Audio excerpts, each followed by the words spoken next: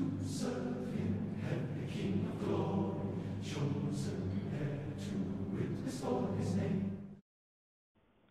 I guess to start my experiences on my mission, I need to start with my brother Gary. Gary was killed on his mission in May 1971 in Thailand. I won't go into details, but at his funeral, Joseph Porter, our bishop at the time, gave my brother's life history. And at the end, he said a prayer. In this prayer, he said that if the need arose, Gary would be there to help myself or my younger brother in the mission field if the need arose. At the time, I wondered how that could be, but I was to find out later. About 7 or 8 months later, I received a mission call. The day I received a mission call, my dad and I were over at our new house working, and my mom came up riding a bicycle because we had the car, and in the basket of the bike was a large white envelope. We sat in our car with my dad and I sitting in the front and my mom in the back. Before I opened up the envelope, I said, "Where do you think I'll go?" And my mom said, "I hope you don't go to England because the missions are so hard." Well, I opened up the letter dated November 23rd, 1971, and it said, "Dear Elder Willis, you are hereby called to be a missionary of the Church of Jesus Christ of Latter-day Saints to labor in the England Southwest Mission." The picture you see here is a picture of me in front of the mission home in Salt Lake that I spent Saturday, Sunday, Monday, and Tuesday at. I arrived in Bristol, England on January 22nd, 1972, about 1 year after my brother went into his mission field. I was thrilled and excited, enjoyed every minute of it. But I was in the mission field 1 year before I had baptized anyone. But the areas I was at in England, I was in Weymouth and Cardiff, Wales, Exmouth, Tiverton, Biddeford, Cheltenham, and then Bristol. It's kind of discouraging for a missionary to be in that kind of position. I know lots have, but I was getting awful discouraged. Not one person I had taught had joined the church, but still I enjoyed the work I was doing. One night, Elder Lighthall and I, my companion when I was in Exmouth, England, were tracting, and we knocked on a door, and a young girl came to the door. We asked her if her father was home, and she said no. We left her a Book of Mormon and said we'd return in a few days. When we came back, she saw us coming to the door, and she gave the book to her father to give back to us. He had never heard of the Mormons before, or the Book of Mormon, and was determined to give the book back to us. We wouldn't take it back, and finally we talked him into letting us in. As we were teaching him, before we even got to the second part of the first discussion, he stopped us and wanted to know when he could join, how he could join the church. Within the next 2 weeks, we taught him, and he was baptized. We found out that his wife had left him a few years earlier, and he lived there with his daughter. She didn't join the church at the time because of word of wisdom problems, but she knew it was true.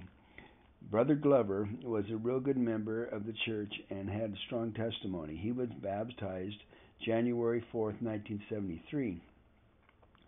A few weeks later, we tracked the Sharman family. They had missionaries in their home about 4 or 5 years before.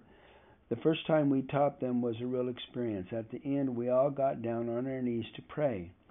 Everyone took their turn except the head of the house, Brother Sharman. He refused and afterwards left the room. Elder Lighthall and I thought that would be the last time we were to teach them, but Sister Sharman wanted us to come back. Her husband said it was okay, but he didn't want any more to do with it. We set up an appointment with them to come back in a couple of days. The next day we took permission card to them to have Brother Sharman sign so that we could continue to teach his wife and family. It sure hurt to have him sign that card. It looked like he thought his troubles were over. When we came back to teach Sister Sharman again, she was just going to let us in one more time and tell us not to come back again. She only wanted to let us in again so that we didn't feel bad, but apparently something I said or did made her decide to find out if the church was true. We came back the next day to see her, and she was a different person. She knew the church was true. She was baptized the following week. Brother Sharman refused to attend the baptism, and we thought there would be some trouble in the family. But when Sister Sharman got home, Brother Sharman was sitting on the couch crying. We had left Sister Sharman the temple issue of the Ensign a few days before, and Brother Sharman had looked through it and read the article on temple marriage. When Sister Sharman came in, Brother Sharman looked up and said, "I guess this means we won't be together after this life." Brother Sharman would come to church once in a while with Sister Sharman, but not too often, and he wouldn't give permission for his two children to be baptized. Yet they wanted to, Louise 12 and John 9. Elder Lighthall and I were transferred up to Tiverton. Then Elder Lighthall was transferred, and Elder Bryson became my companion. At one point, we were at a district conference visiting with the Sharman family who came with us and President Madsen. And President Madsen had told Brother Sharman that before President Madsen was released from the mission field, that Brother Sharman would join the church. After I was transferred to Tiverton, something started to bother me, and I started feeling that there was something I was supposed to do. It bothered me enough that in an interview with President Madsen, I mentioned it to him, and of course he didn't know what I was talking about, but there was just something that was bothering me that was something I was supposed to do, and it was really strong, but I couldn't figure it out. A short time later, we were transferred to Biddeford, and then I was transferred to Cheltenham to be a district leader. The following Monday, my appendix ruptured about 7 o'clock in the morning. I was taken to the hospital about 11 a.m. and finally operated on about 6:30 p.m. The next morning I felt pretty good, but I guess I wasn't. The elders came in Tuesday morning and gave me a blessing, and then in the afternoon I was just laying in bed, and then President Madsen came up to see me on Tuesday, and then on Wednesday I was laying in bed and I wasn't feeling very well, and I was just laying there with my eyes closed and resting, and all of a sudden I felt two hands on my head.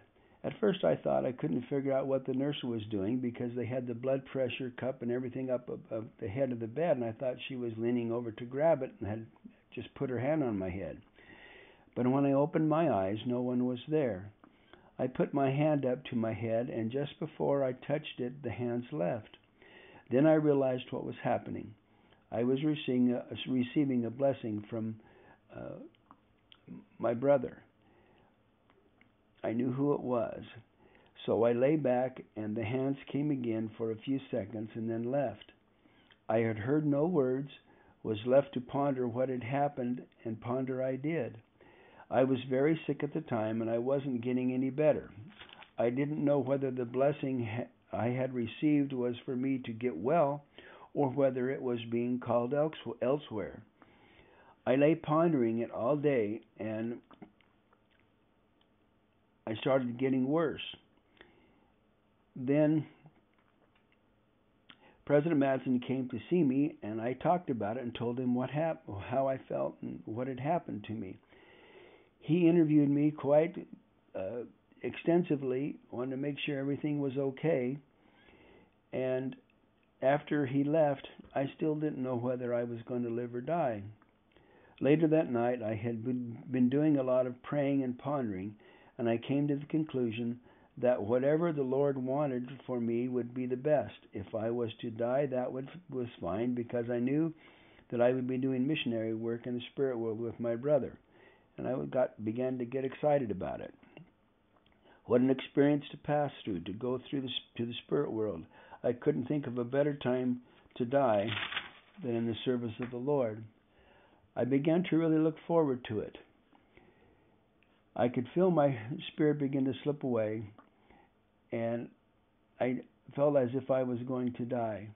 I remember laying in bed and having a movement of raising my head like you do when you're going to sit up or get up. But I didn't move. The only thing I can think of is that was my spirit getting ready to leave my body.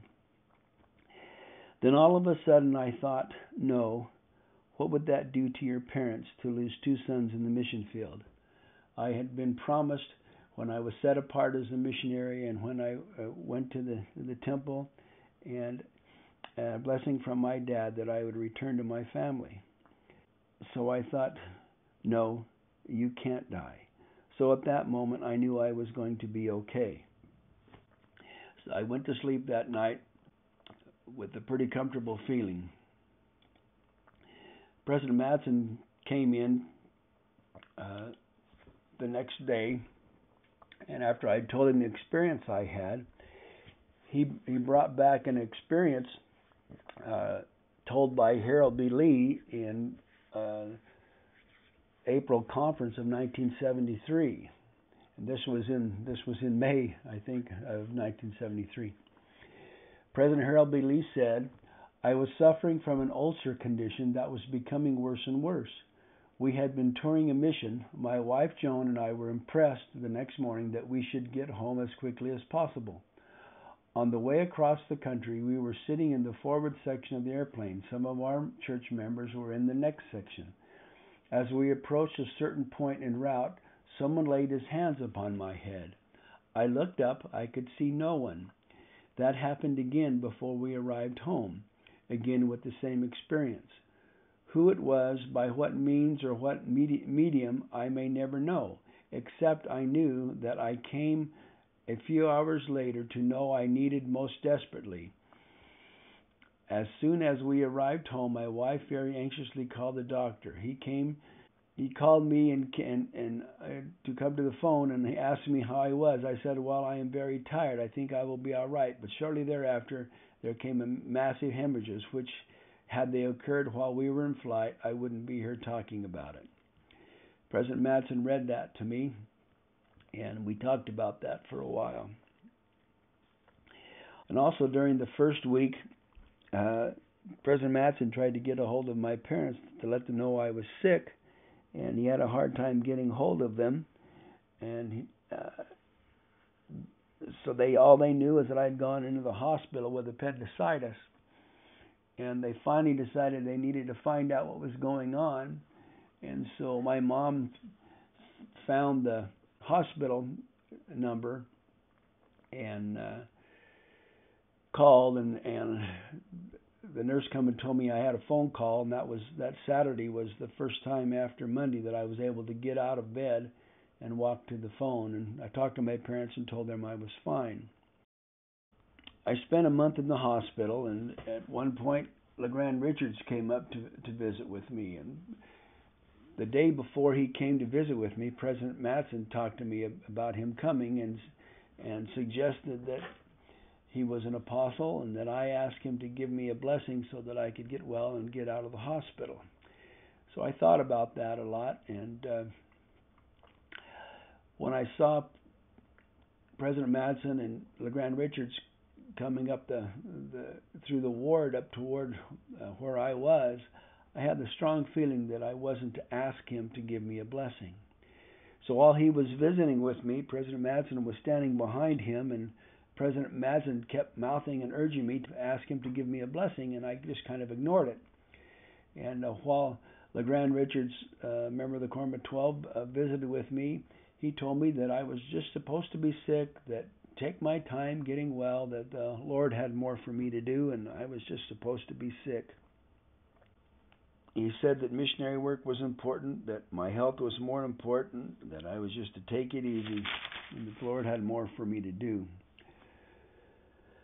I was in the hospital a total of a month, and I was not getting better, and I just couldn't stay in the hospital anymore, and the doctor let me go, and I was picked up by the mission assistants, and I spent the next month or so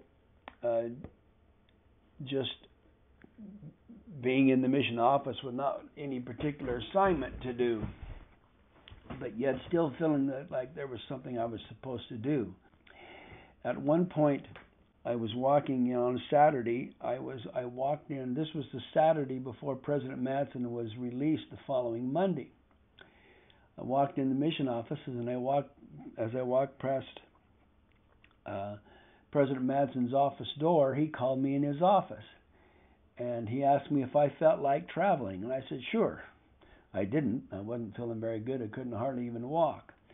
But I said, what do you want me to do? And he says, I want you to go to Exmouth and see if you can get Brother Sharman baptized. And I kind of, well, what do you want me to do? And he opened up the scriptures where Nephi was going back to get the plates. And he said, I was led by the Spirit, not knowing beforehand the things which I should do. And he said, that's what I want you to do. So I got on the train and went to Exmouth.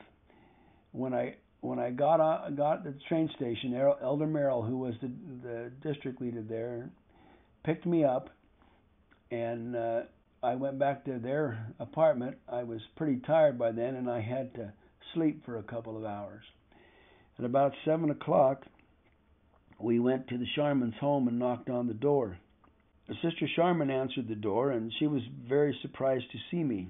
As I walked in the door, I had a feeling that everything was going to be all right.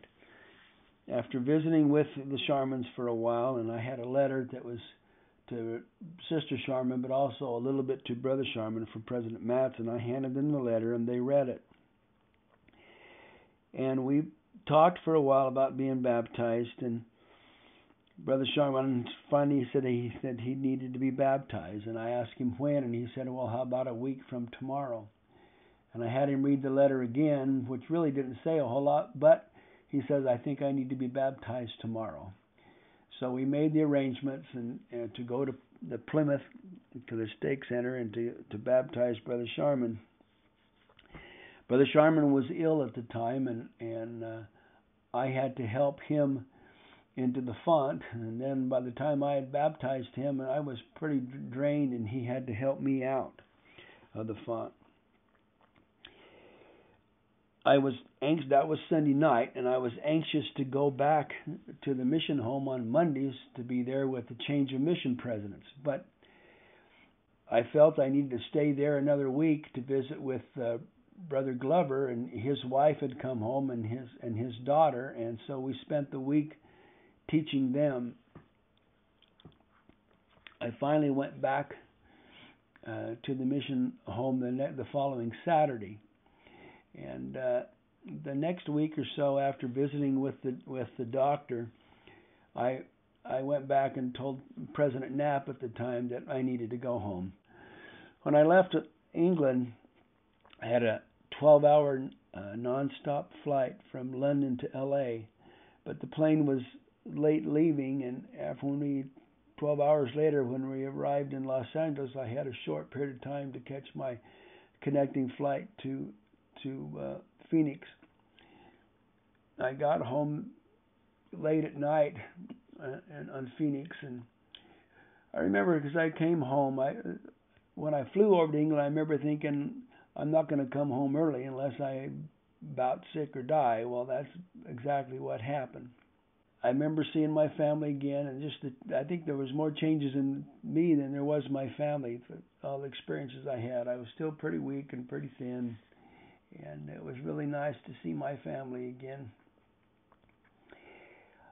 I was in the hospital by 7 o'clock the next morning and spent the next month in the hospital. I was operated on, and they had to clean up some real serious gangrene problems, and I had some real serious operations and recovery for the next month and a half.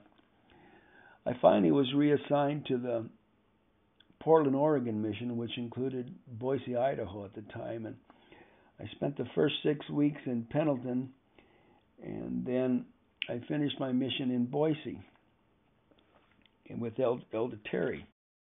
Elder Terry had known a family the year before that lived in Meridian, and at one point he called and talked to Ann Harris, the mother, and she invited us to come out to their house for family home evening.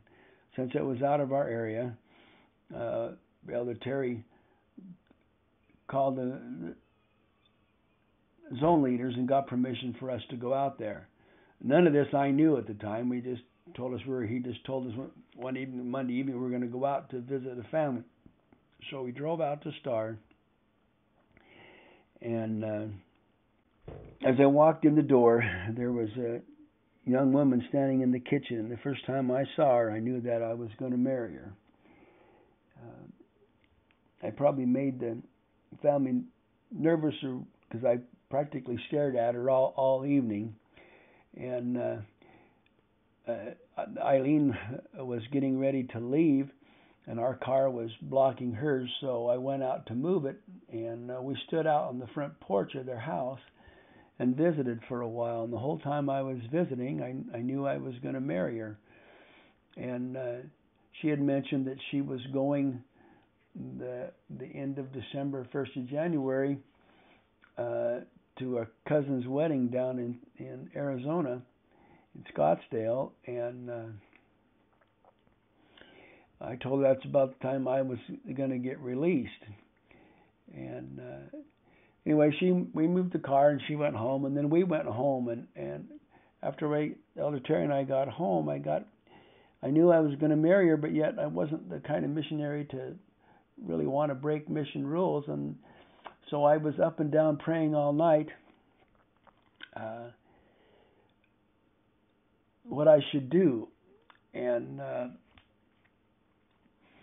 about 5 o'clock in the morning, I got this impression to call her, get her address, and just write to her. She lived in Nampa, and I was in Boise. So at 5 o'clock in the morning, I found her phone number, and the conversation was pretty much verbatim. Hello, I said, hello, this is Elder Willis. And she said, oh, and I says, I just wondered if I could get your address so I could write you. And she says, yes, and she gave it to me, and so I said, thank you, and hung up. And rewrote a little bit, and there was one point when I knew I was going to be coming back shortly after I was released and be getting married and having wedding receptions, so I thought I'd better mention to President Everhard what was going on so he wouldn't wonder when all that happened. And I went in and told him, and I didn't know that the elder just before me was having serious girl problems. Well, I told him that I'd met the girl I was going to marry, and he got rather upset with me and said that you can't pray about something like that in the mission field and get an answer. And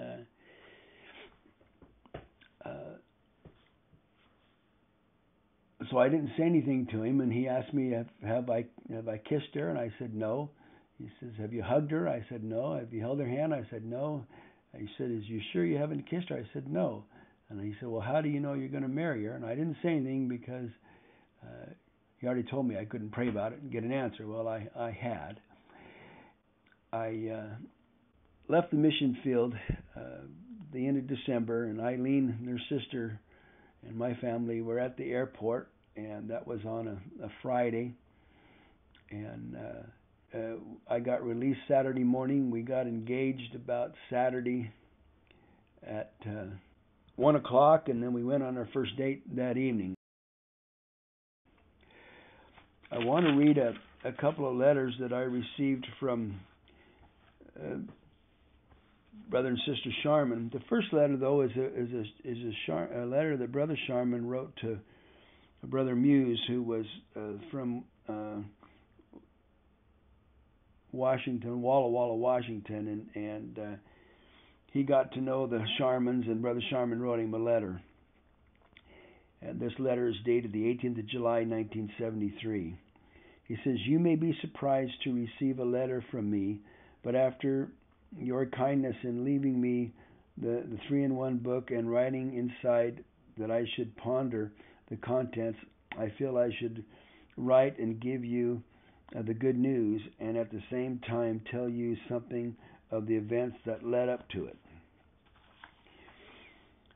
You will be pleased to know that I was baptized on July 1st by Elder Willis. I would like you to know that how good I feel inside since my baptism. I now have a peace of mind and I've never before had, and all the turmoil of these past few months has left me. I would like you to know that I have a strong testimony of prayer. I prayed for Elder Willis to return and baptize me, and by various means he came. As you may recall, Elder Willis left Exeter Branch and went to Cheltenham. While there, he was taken very ill with appendicitis. About the same time, on May 20th, we as a family went to a conference at Plymouth, and President Madsen was one of the speakers, and he touched on the experience of Elder Willis. As President Madsen said, he was visiting Elder Willis in the hospital. I went out of my way to meet him and ask him to take our best wishes to Elder Willis, saying how much he meant to us as a family. I had quite a lengthy talk and left him with a wonderful spiritual feeling. Elder Willis remained quite ill, and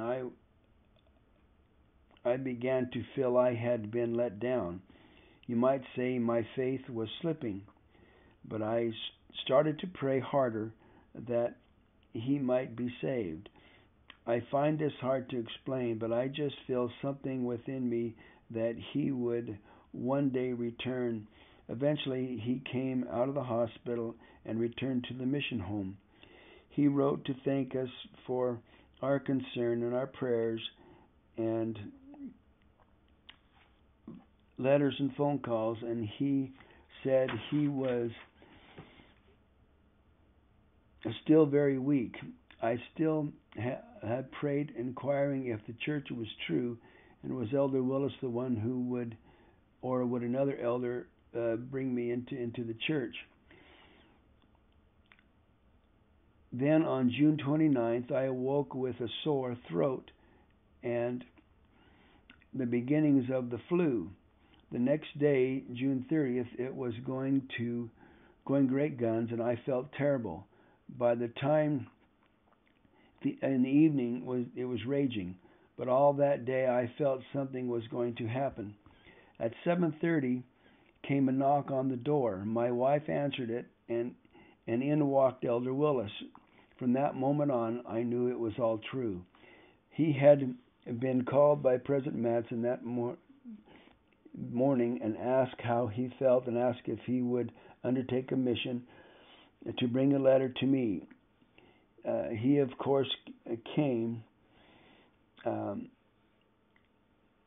That letter was one of the most beautiful I'd ever received, and was truly inspiring. And I knew that everything was going to be all right. We made the arrangements to baptize me the next day, Sunday, July 1st. And, of course, still stricken with the flu, but I had a blessing in the morning, went into sacrament meeting, and then to Plymouth for baptism at 5 o'clock. Elder Willis had to help me into the water, and I had to help him out. But with God's help, we made it. After all, a blessing and a baptism all in the same day is not too bad. Briefly, then, that's how it all came about. Some of the things I cannot explain, events just happened that drew me to a wonderful conclusion. Elder Willis has this week returned home to Mesa, Arizona, as he is still not fully recovered, and the missionary committee felt it in the best interest to have him fully recovered back with his family. I'm going to stop his letter there, and I want to read a letter that he wrote to me, and then a letter that Mary Sharman wrote. This is a letter dated July 6, 1973, from Ted Sharman. Elder Willis, I pen these few lines to express my appreciation to you for all you have done for us as a family, and particularly all you have done for me. You appeared at my doorstep on Saturday evening. You appearing at my doorstep on Saturday evening was an answer to all my prayers, and my testimony will always be to the power of prayer to our Father in heaven. I prayed for help in seeking out the truth, and you returned to baptize me. When you were taken ill, I was stricken, and for a moment in time, I felt I had been let down.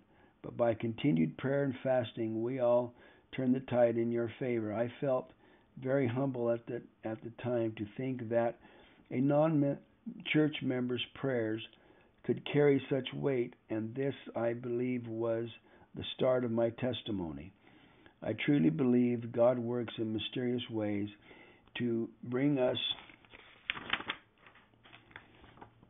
to the truth. It came to me through you and President Madsen. Elder Willis, now I know the truth, and I am a happy man. I have a wonderful feeling of calm and peace within me. All those weeks of doubt and turmoil have gone, and I have this feeling of warmth within me at all times.